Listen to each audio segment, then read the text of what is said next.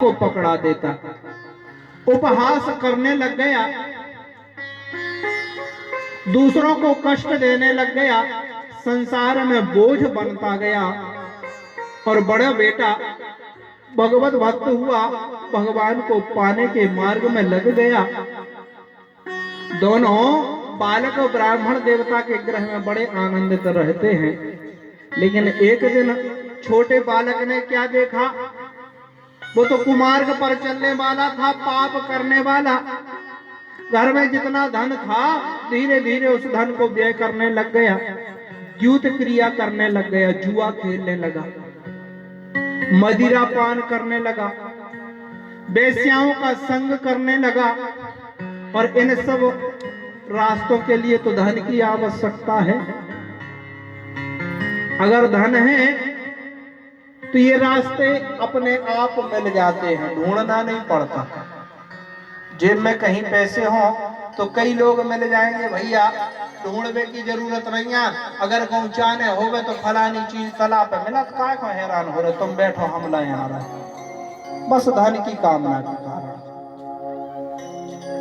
तो जब तक धन रहा तब तक तो किसी को पता नहीं लगा।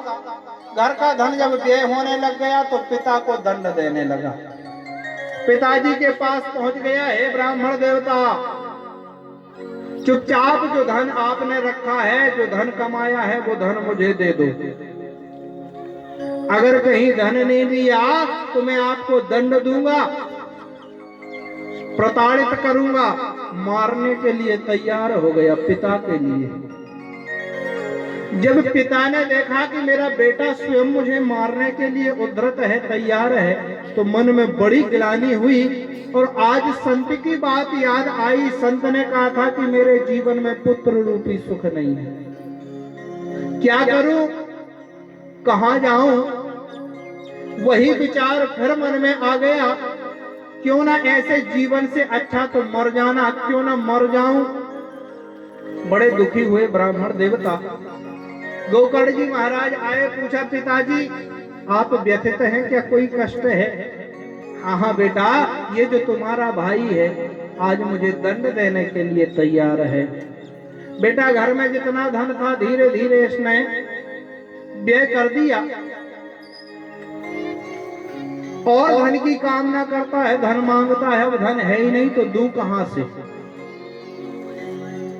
और उसने कहा है कि अगर आज मैं धन नहीं दूंगा तो वो मुझे दंड देगा, मारेगा। सो बेटा क्या करूं? मन में विचार आता है क्यों ना मैं मर जाऊं।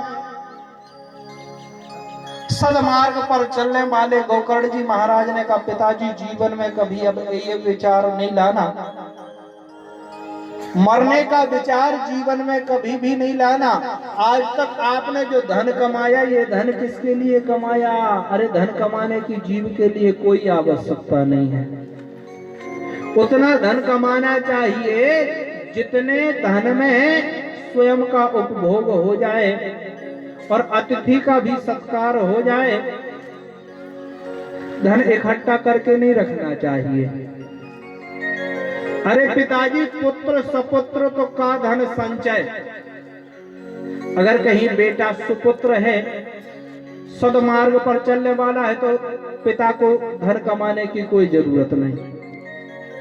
क्योंकि अगर बेटा सदपात्र है, सदमार्ग पर चलने वाला है, तो वो तो 2 दिन में धन कमा लेगा।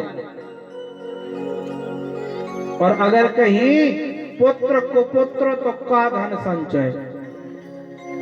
अगर कहीं बेटा कुपुत्र हो गए, कुमार्ग पर चलने वाला हो, तो आप कितने धन कमा के रख दो, वो धन काम में थोड़ी आएगा। वो तो 4 दिन में 2-3 बार हाथ चलाएगा और 2-3 बार हाथ चलाने में सारा धन तुम्हारा, सारे जीवन की कमाई चली जाएगी।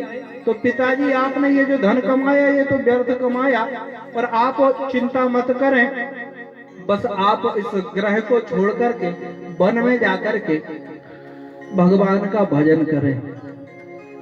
आज पुत्र के द्वारा पिता के लिए बड़ा सुंदर उपदेश दिया जा रहा है। हे पिताजी, संसार में जीव को बांधने वाली 2 रस्सियां हैं। हम और आप मात्र 2 रस्सियों में बंधे हुए हैं। अगर कहीं हमारी आपकी दो रस्सियां छूट जाएं तो फिर संसार से हम मुक्त हो जाएंगे, इस संसार में नहीं पड़े रहेंगे। हे पिताजी, आप दोनों रस्सियों को छोड़ दो। बेटा कौन सी रस्सी है? गौकर्ण जी महाराज ने कहा, हे पिताजी, देहेस्ति मांस रुधरे भीमतिम त्यजत्वम जाया सुता दिशु सदा ममतां विमुंचो पश्यानिशं जगदिदं क्षणभंगुनिष्ठा वैराग्य राग रसिको भव भक्ति निष्ठा। हे पिताजी, दो रस्सियों में ये जीव बंधा है, हम और आप भी दो ही रस्सियों में बंधे हुए हैं। कौन कौन सी दो रस्सी? देहेस्ति मांस रुधरे